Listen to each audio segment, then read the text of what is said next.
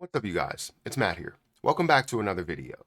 Now, I got to talk to you about cryptocurrency and the overall vision of where this is heading.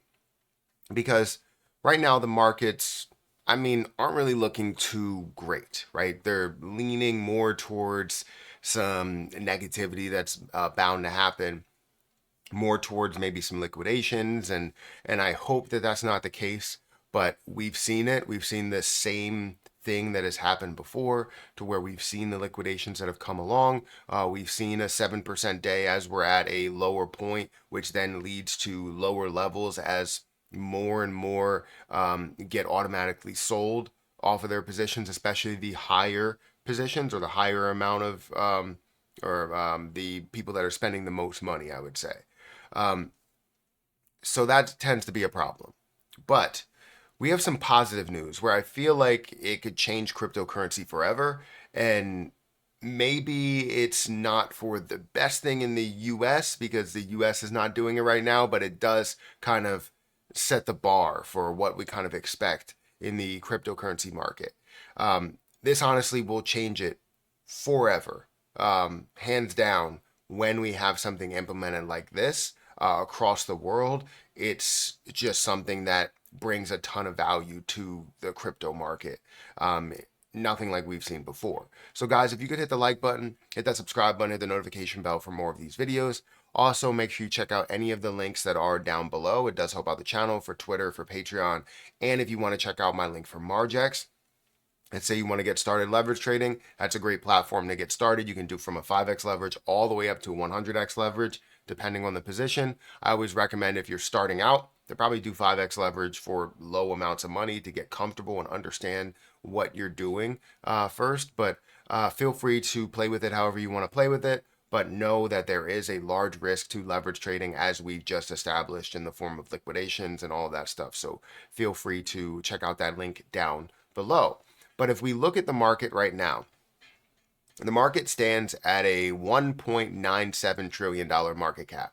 It's slightly down over the last 24 hours. We're seeing it, at a 1.23% decrease over the day. Bitcoin's dominance is decreasing. It's down 0.14% to 56.15% dominance for Bitcoin.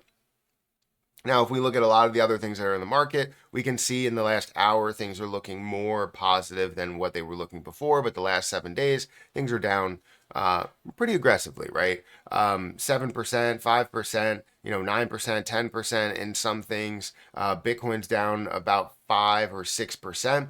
Ethereum also 6%. So things are definitely more on the negative side as of right now. But again, outside of just the negativity and what's going on there and the uncertainty of when this is actually going to explode, because we know we are very, very close to seeing things explode. What is it, 6 months after the halving? You have the ETFs, the Ethereum ETF, the Bitcoin ETF, potential other ETFs that are coming along, all encompassing ETFs. You have just many things that are taking place, especially with the election as well, and who's backing crypto or not. That brings on some uncertainty within the market, which isn't necessarily the worst thing in the world. When you don't know what's going to happen, we can essentially see anything that happens. We can see it explode. We can see it pull back a little bit. But ultimately, within that altcoin season, we expect to see more of a run for a lot of these altcoins.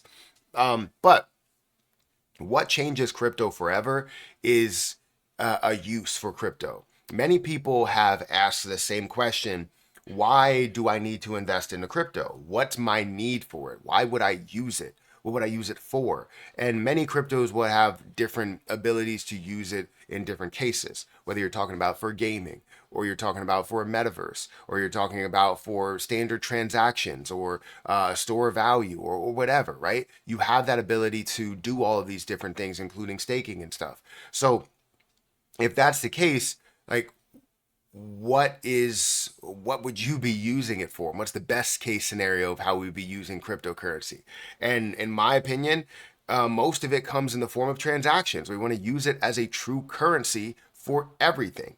So if we have that ability to now use it as just like, oh, we can pay with this, that's great. But if there was a middleman to where it makes it 1,000 times easier to convert directly to fiat or whatever, that would be a better case scenario. And MasterCard is making that a reality, where MasterCard launches crypto card enabling users to spend in 100 million European merchants. Now, this is European merchants. This is not the US, where we would be allowed to utilize this MasterCard yet. I don't know if we will be able to, but we can't use it right now.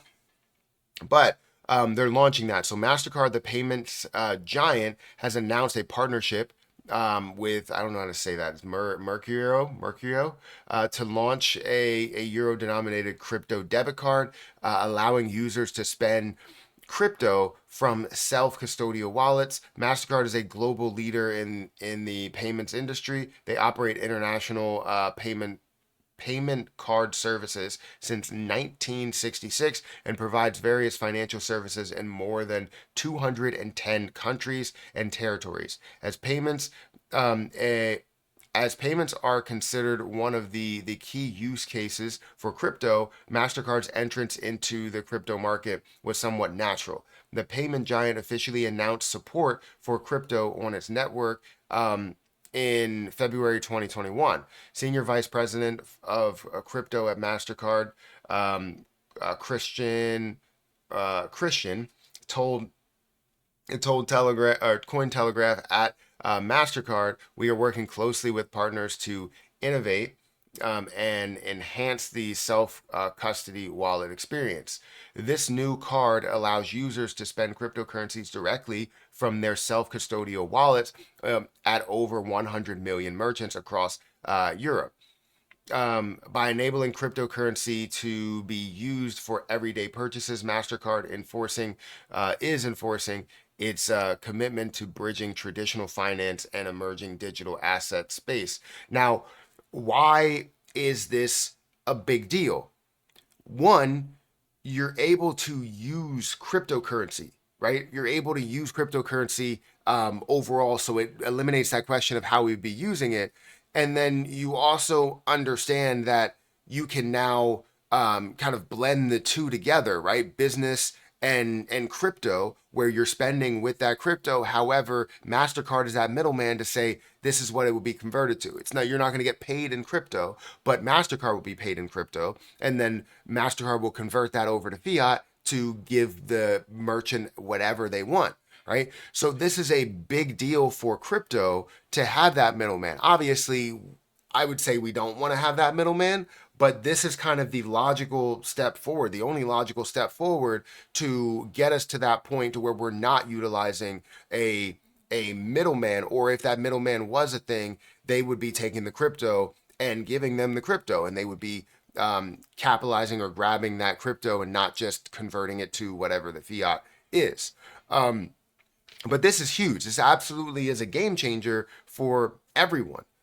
Anyone that's asking about it, anyone that's involved in the crypto space, anybody that's creating cryptocurrency, anybody that's involved in DeFi, I feel as though you're now having a step up, a level up to implement this in over 100 million European merchants. Now, for me, I'm in the US, so would love to see that over in the US, but I know for a fact that that would not fly right now, because of the fact that a lot of cryptocurrency in a way is without doing things on the DeFi side of things, it's not being as heavily tracked to pay taxes with, and that's not really the best visual that America or our government wants to have. We want to make sure we have a handle on taxes and that they're obtaining taxes for everything that you're purchasing, for any money that you get as an inflow. But obviously, that would still be captured on the business side of things. So you would still be able to capture the tax on that. It's just you don't know where that money came from. That's probably a little bit more of the issue. And we've always had that issue, which I don't know if that will ever be addressed. Maybe it will, maybe it won't.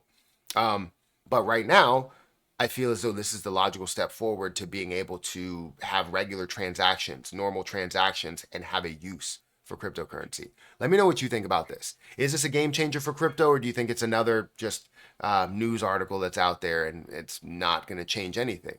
But hit that like button, hit that subscribe button, hit the notification bell for more of these videos. Also, if you guys want to check out any of the links down below for Margex, for Twitter, for Patreon, those links are down there. I'm going to get out of here, and I'll catch you guys in the next one. See ya.